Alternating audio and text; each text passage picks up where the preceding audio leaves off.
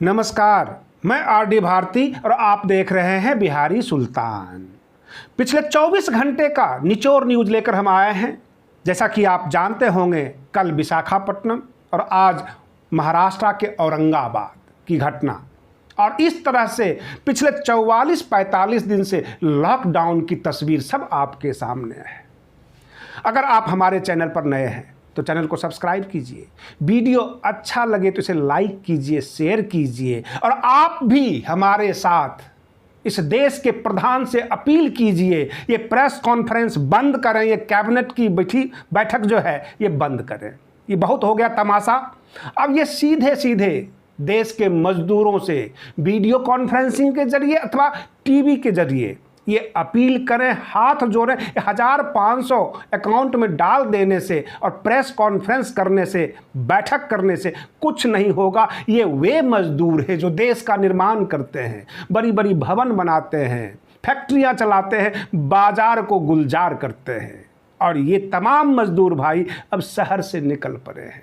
आप 10 train, 20 train, ये पंजीकरण, ये सारी नौटंकी बंद किया जाए। अपने कैबिनेट को उतारिए उन राज्यों में मजदूरों के सामने सीधे सीधे रूबरू हों, और मजदूर भाइयों से ये अपील करें, हाथ जोड़कर अपील करें। जैसा कि आप जानते होंगे, कल योगी आदित्यनाथ जी, उत्तर प्रदेश के मुख्यमंत्री, ने हाथ जोड़कर अपील किया कि सभी मजदूर भाइयों को मैं ले आऊँगा। इस तरह से रिक्शा, साइकिल या पैदल मत निकलो। आज मैं देश के प्रधान से कह रहा हूं, जो अपने आप को प्रधान सेवादार कहते हैं। कहाँ हैं वो प्रधान सेवादार? केवल फरमान जारी करते हैं। देश के मजदूर भाइयों से हाथ जोड़कर आग्रह करें कि मौत के मुंह में मत घुसो, मत जान गंवाओ। इस तरह से वो अपील करें और हर प्रकार की सहायता के लिए खुद अपने मुंह से बोलें। रही बात ये, पूरे देश में विपक्ष का काम है राजनीति करना, कमियां निकालना, लेकिन सत्ता पक्ष भी तो किसी काम का नहीं है। कहीं से कोई अच्छी खबरें नहीं आ रही है। ये जो लॉकडाउन का मसला है, जो लॉकडाउन से रोका जा सकता है, ये उन देशों के लिए ज़्यादा कारगर होगा जहाँ की आबादी थोड़ी होगी और सारी व्यवस्था होगी, अर्थव्यवस्था ठीक होगी, घरों में सब कुछ उपलब्ध होगा। हमारे देश में कम से कम 50 करोड़ लोग ऐसे हैं जो असंगठित हैं, जिसमें असंगठित मजदूर वर्ग भी आते हैं। कुछ स्वरोजगार, अपना रोजगार करते हैं, कुछ मजदूरी करते हैं, कोई किसी के साथ मिलकर काम करता है, और बहुत सारे ऐसे लोग हैं जो स्किल्ड हैं, जैसे कि नाई, धोबी, इस तरह का जो कुछ भी है वो स्किल्ड होता है, अपना अपना काम शुरू करते हैं और करते आए हैं। जब इनको लगा कि अब आगे बाजार नहीं खुलने वाला है, लॉकडाउन की अवधि काफ़ी लंबी है, हार कर, असंतोष जताकर किसी तरह ये निकल पड़े। अब इनको रोकने के लिए प्रधानमंत्री जी को खुद सामने आना पड़ेगा, अन्यथा आगे क्या क्या घटनाएं होगी इसका कहना मुश्किल है। पूरे देश से, हर जगह से, कहीं से भी कोई भी अच्छी खबरें नहीं आ रही है। जैसा कि हमने पाया, 20 ट्रेन डेली देश के विभिन्न राज्यों से बिहार पहुंच रही है, उत्तर प्रदेश पहुंच रहे हैं। ये पंजीकरण के मजदूर भाइयों को लेकर आ रहे हैं, लेकिन ये तरीका कितना दिन चलेगा? मजदूर भाई को विश्वास नहीं है। जिन्होंने पंजीकरण करा लिया है वह भी इंतजार कर रहे हैं। बहुत सारी बहनों का, बहुत सारे बच्चों का भी हमारे पास मैसेज आता है। यकीन मानिए, आपके तमाम कमेंट्स, तमाम मैसेज को उचित प्लेटफॉर्म में भेज देता हूं, आपके जिला प्रशासन को मैं भेज देता हूं, वहां से कोई कार्रवाई नहीं होती है, फिर दोबारा मैसेज आता है हमारे पास, और कुछ लोगों की अच्छी मैसेज भी आ जाती है, कहाँ हम पहुंच गए घर। लेकिन घर पहुंचने के बाद ये तमाम आबादी उत्तर प्रदेश, बिहार, राजस्थान, इन राज्यों में पहुंच जाएगी, गांव में पहुंच जाएगी। अगर वहाँ पे हालात खराब होगा, आप कल्पना कीजिए, तो ये विदेश भेज देंगे। कहाँ भेजेंगे? इसके लिए कोई ठोस कारगर उपाय करना पड़ेगा। कैसे कोरोना से निजात पाया जाए? केवल लॉकडाउन करके जान छुड़ाना ये कोई योजना नहीं है।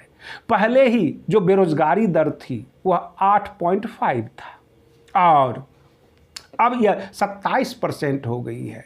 बहुत सारे उद्योग धंधे बंद हो चुके हैं, कंस्ट्रक्शन वगैरह का काम बिल्कुल ही बंद हो गया और बाजार बंद है, लॉकडाउन है, कोई भी कारोबार नहीं चल रहा है। आपकी जमा पूंजी कितना दिन खाएंगे, इसके बारे में आपको सोचना है। आप कोरोना से लड़िए, सोशल डिस्टेंसिंग की बात कीजिए, फिजिकल डिस्टेंसिंग की बात कीजिए, लेकिन काम शुरू कीजिए और देश के तमाम मजदूर भाइयों से अपील करके इनका व्यवस्था कीजिए, इनके पास जाइए, इनका जिस कारण से, जिस वजह से ये राज्य छोड़ रहे हैं, उस वजह को ख़त्म करना पड़ेगा। सूरत में मजदूर भाई लठ खाने के लिए बिल्कुल सड़कों पे उतर आए, जगह जगह ये जूझ रहे हैं, भिड़ रहे हैं। अब इन्हें किसी का डर नहीं, अब इन्होंने ऐलान कर दिया है, झंडा तान दिया है।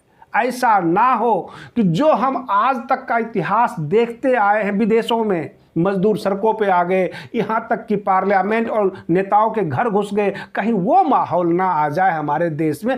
ऐसी क्रांति का जन्म नहीं होने दिया जाए।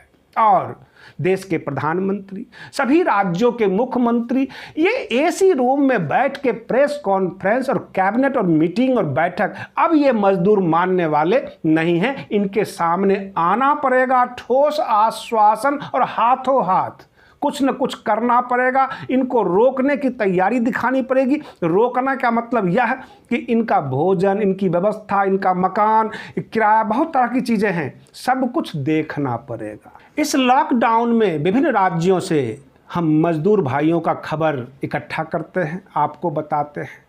इसी बीच तेलंगाना से एक खबर आई कि एक लड़की के साथ बलात्कार हुआ और असदुद्दीन ओवैसी जी के साले का वह मित्र है जो आरोपी है।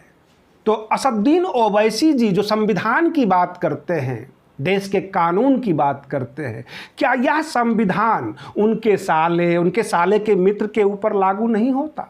जितने भी अंबेडकरवादी पत्रकार हैं, जो भी लोग संविधान में विश्वास करते हैं, सबने सवाल कर दिया। आज की तारीख में देश में दो वर्ग है, एक वह वर्ग जो मजदूर भाइयों की चिंता कर रहा है और एक वह वर्ग जिसको चिंता है पाकिस्तान के न्यूज़ का, चुनाव के न्यूज़ का। जैसे कि एक पत्रकार सुमित अवस्थी जी ने पूछ दिया बिहार के नेता प्रतिपक्ष तेजस्वी यादव जी से कि अक्टूबर में चुनाव होने वाला है, आपकी कितनी तैयारी है? और तेजस्वी यादव जी ने जवाब दे दिया कि पहले तो हम मजदूर भाइयों की चिंता कर लें, चुनाव तो आते जाते रहेंगे, इनकी जान खतरे में है, इनके जान से बढ़कर चुनाव नहीं है, चुनाव कभी भी लड़ लेंगे, जीतें या हारें, सबसे पहले हमें मजदूर भाइयों को बिहार तक लाना है, उनको व्यवस्था करना है। और इस पर जदयू के लोग भड़क गए, बीजेपी के लोग भड़क गए। जो अमीश देवगन है न्यूज़ 18 के पत्रकार, उनको केवल पाकिस्तान का बॉर्डर, इंडियन आर्मी, यही डिबेट नज़र आता है।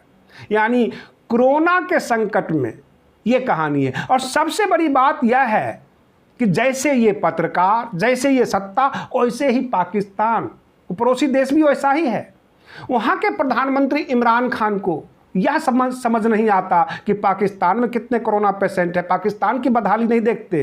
वो भारत के विभिन्न संगठनों के बारे में बात करते हैं, लोगों के बारे में बात करते हैं।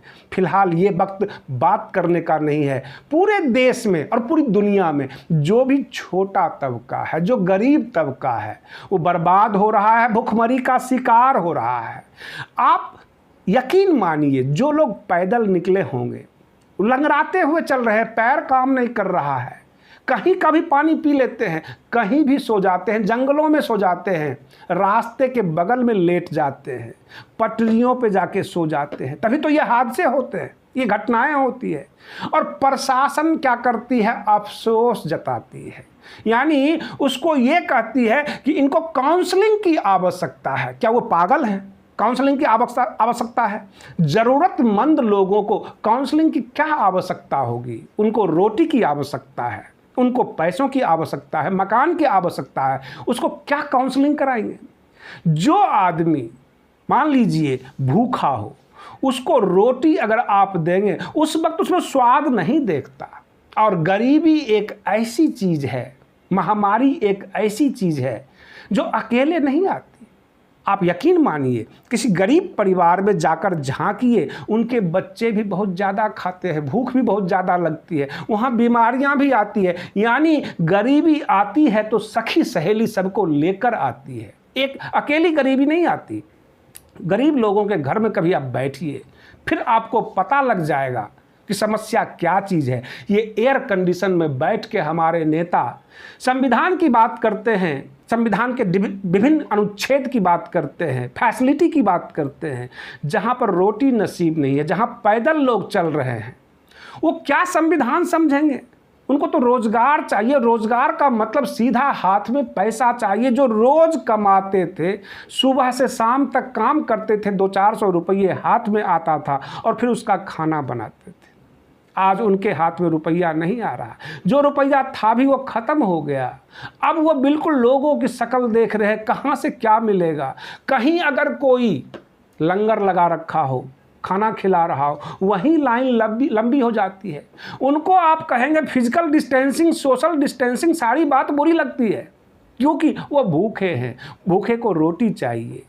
और सरकार फिलहाल इस पर ध्यान दे, नहीं तो समस्या और विकराल होगी। जो सारी बातें आप कहानियों में, किताबों में पढ़ते थे, कौन कौन से साम्राज्य का पतन हुआ, कैसे जनता साम्राज्य पे चढ़ गई, कैसे तख्त पलट गया, बहुत सारी चीज़ आप पढ़ते होंगे, वो सब अब नज़र आने लग गया है, दिखने लग गया है। पर्यावरण भी बदला है। जंगल के जितने भी जंगली जानवर हैं वो धीरे धीरे बाहर निकलने लग गए। यहाँ तक बंदरों को भी रोटी नहीं मिल रही है, वह भी अब गांव की तरफ, शहर की तरफ मूव कर रहे हैं। सब कुछ उल्टा पलटी नज़र आ रहा है, बिल्कुल माहौल ही बदल गया है। सरकार तो बार बार कहती है लॉकडाउन, बंदूक की नोक पर भूख को शांत किया जा सकता है। आशा करता हूँ कि हमारे मजदूर भाइयों के लिए सरकार कोई फैसला ले, सामने आए और आप भी सुरक्षित रहें, सुरक्षा के घेरे में ही कोई कार्य करें। आप बने रहिए बिहारी सुल्तान चैनल के साथ। तब तक के लिए धन्यवाद। जय भीम, जय भारत।